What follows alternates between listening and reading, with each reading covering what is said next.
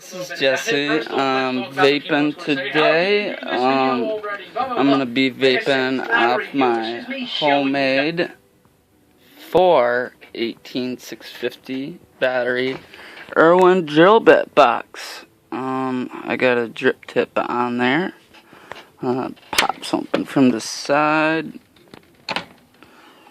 As you can see, it is an unregulated mod, and it will make you pretty drowsy. So let's give her a rip here. A little bowl.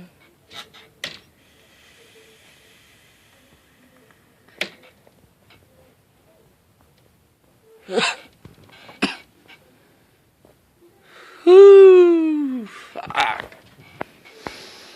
Definitely the perfect thing to put your oils in, dude. Like, fucking for real. That shit is good.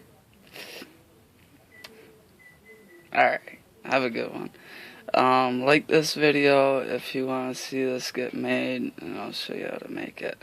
The only thing bought from store is drip tip. You can use old one laying around if you got it, you know. Fuck that $200 for a box mod fucking high voltage show, and you could make something 10 times better at home. Alrighty then, campers, have a good one. Bye.